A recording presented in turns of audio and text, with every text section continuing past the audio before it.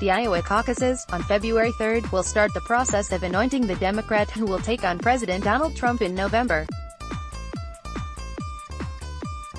A vestige of old-style organizing in an age when most political action has moved online, Iowa's caucuses can seem obscure and anachronistic to outsiders. Some changes this year in response to long-running criticism of Iowa's importance and procedures might make things even more complicated. 1. What's meant by a caucus?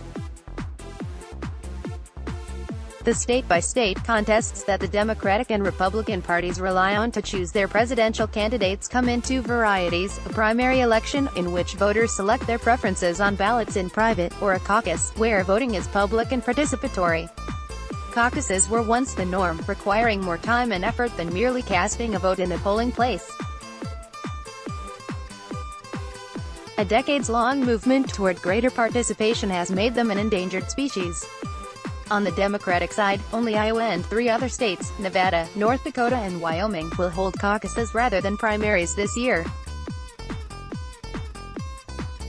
And Republicans have canceled caucuses in many states as part of an effort to clear Trump's path to renomination. Point 2. How does a caucus work? 7 p.m. Central Time on Feb. 3. Iowans in 1,683 precincts will convene in schools, libraries, church basements and private homes to register their preferences for president.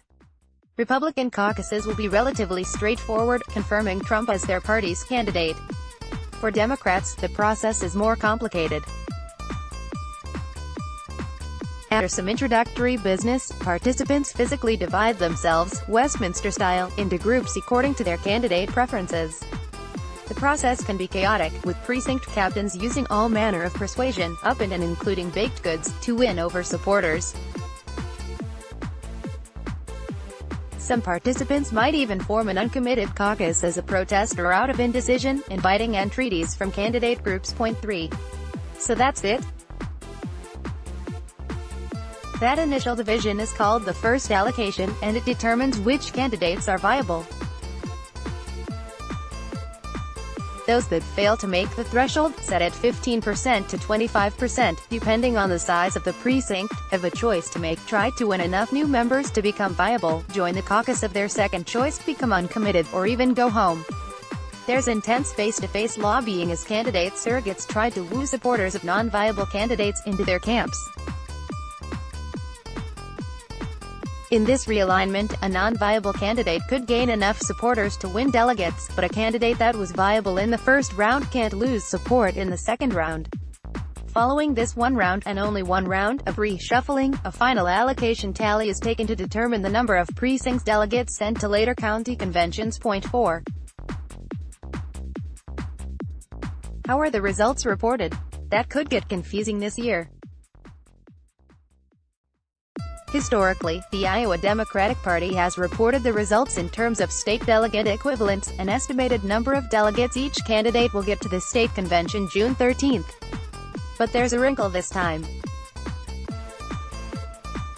In the interest of greater transparency, the party will release 3 numbers: the first allocation, the number of caucus goers supporting each candidate before non-viable candidates are eliminated; the final allocation, the number supporting viable candidates; and the state delegate equivalents.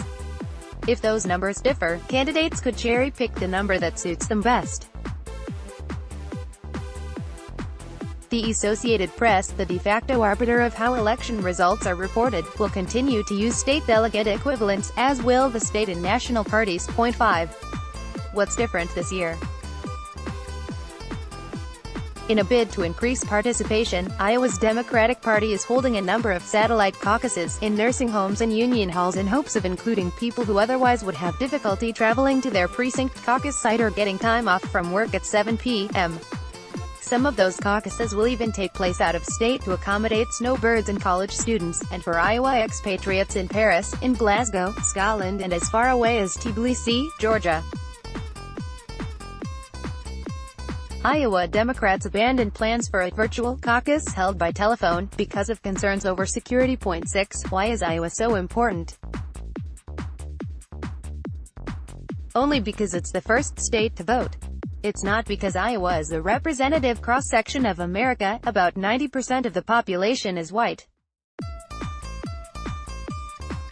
It's not because of its voting strength. Iowa will send just 49 of the 4,746 delegates to the National Convention. And it has a pretty poor record of picking winners. Since 1972, only 3 presidents have won both the Iowa caucuses and the presidency: Jimmy Carter, George W. Bush and Barack Obama. But even if Iowa doesn't always pick winners, it does eliminate losers. The axiom is that there are 3 tickets out of Iowa, and it's mostly true. John McCain is the exception that proves the rule. He finished a close 4th in Iowa and won the nomination in 2008. That track record has led to criticism that Iowa has too much influence and should give up or share its first-in-the-nation status with more diverse states. To contact the reporter on this story, Gregory Court, in Washington at gcourt@bloomberg.net, or contact the editors responsible for this story, Wendy Benjaminson at wbenjaminson@bloomberg.net, Lawrence Arnold, copyright 2020 Bloomberg LP. Let's block ads. Why?